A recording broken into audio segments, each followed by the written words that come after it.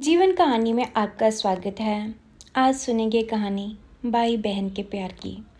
प्रिया ने कैलेंडर पर नज़र डाली और अरे 19 तारीख का तो रक्षाबंधन का त्योहार है सोचकर मन उदास हो गया। मन में भाई के साथ बिताए प्यार के पल किसी चलचित्र की तरह याद आने लगे। बस 2 साल ही तो बड़ा है उसका भाई राकेश उससे। बचपन में जब भी वह उसे राखी बांधती तो हमेशा ये कहकर चिढ़ाता था कि कितनी कंजूस है, कोई अच्छी राखी नहीं ला सकती थी। जा, मैं भी तुझे फटा हुआ नोट ही दूंगा राखी बंधवाने के बाद। उसके माँ बाप बहुत खुश होते उनकी आपस की चुहलबाजी देखकर और मन ही मन ईश्वर से प्रार्थना करते, हे प्रभु, इन दोनों का प्यार पूरी उम्र ऐसे ही बना रहे। थोड़ी बड़ी होने पर प्रिया अपनी पॉकेट मनी बचाकर राकेश के लिए राखी पर कैडबरी चॉकलेट का डिब्बा लाती थी। फिर दोनों मिलकर उन चॉकलेट को खाते थे। पता नहीं बचपन इतनी जल्दी ख़त्म क्यों हो जाता है और बड़े होने पर रिश्तों में मिलावट क्यों आ जाती है। मार्केट जाने पर देखा हर एक दुकान पर एक से एक सुंदर राखियाँ सजी हुई है।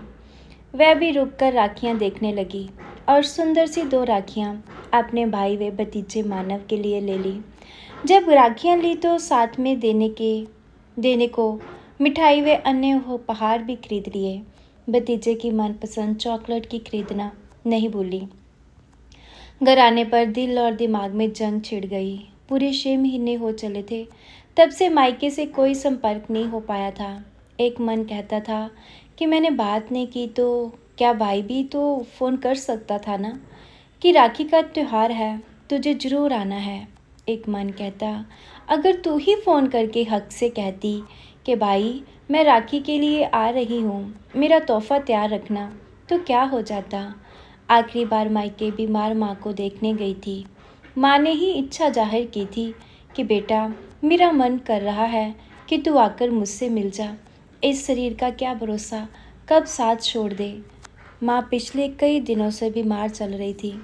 बाबूजी के जाने के बाद से ही माँ ने अपनी परवाह करनी छोड़ दी थी। डायबिटीज़ व कोलेस्ट्रॉल हाई होने के कारण डॉक्टर ने खाने पीने का परहेज़ बताया था। हालांकि बहू बेटा बहुत ध्यान रखते थे, फिर भी माँ कभी कभी चटपटा व तला हुआ खाने की जिद कर ही बैठती थी। उस दिन भी जब प्रिया माँ से मिलने पहुँची तो डायबिटीज़ बड़ी होने के कारण बहू उनको सूप पिला रही थी। माँ को सूप पीना जरा भी पसंद नहीं था, ये प्रिया जानती थी। माँ को सूप पीते देख प्रिया भाई भाभी पर एकदम भड़क गई। तुम लोग तो मेरी माँ को सूप पिला पिला कर ही मारना चाहते हो। प्रिया के भाई ने समझाया कि डॉक्टर ने ही उनकी हालत को देखते हुए उनका डाइट चार्ट बनाकर दिया है, उसी के अनुसार ही उनको सूप दिया जा रहा है। तुम इस तरह की बात कैसे बोल सकती हो। तुम्हारी भाभी उनकी सेहत का पूरा ध्यान रखती है। तुमको बिना सोचे समझे ऐसे बोलने का कोई मतलब नहीं। बस इसी बात पर दोनों में कहा-सुनी बहुत बढ़ गई और प्रिया गुस्से से पाँव पटकती हुई अपने घर आ गई। उसके 15 दिन बाद ही माँ ने अपने प्राण त्याग दिए। माँ की खबर सुनकर मायके गई जरूर थी, लेकिन बिना किसी से बातचीत किए अपने घर वापस आ गई थी।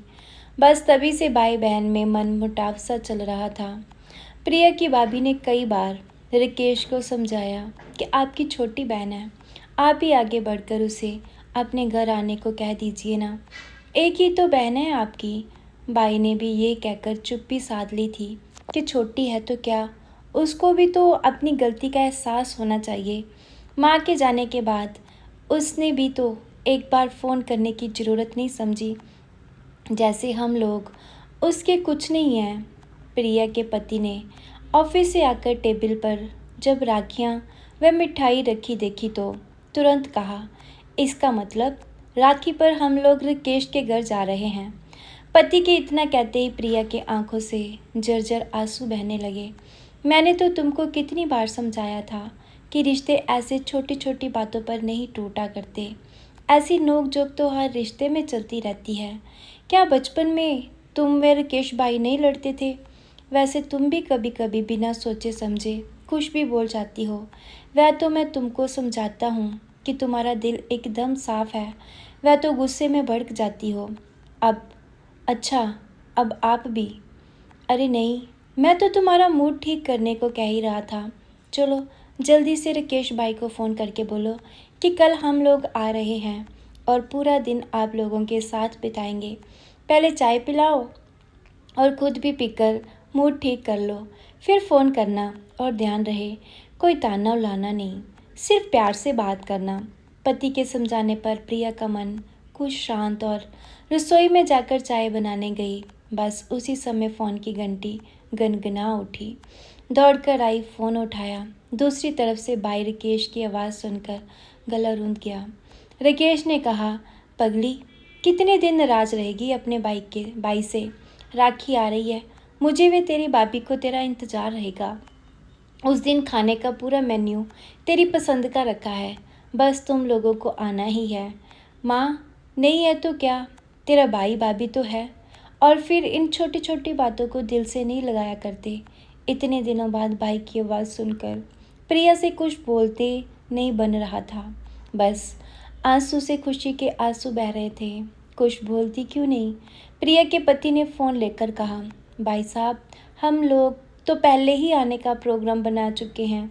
ये तो इतने दिनों बाद आपकी आवाज़ सुनकर भावनाओं में बहकर ही रोने लगी, इसी कारण कुछ बोल नहीं पा रही। हम लोग इस त्योहार को मिलजुल कर हंसी से खुशी से मनाएंगे। सो दोस्तों, ये थी कहानी भाई बहन के प्यार की। आप चैनल पर नए हैं तो सब्सक्राइब ज़रूर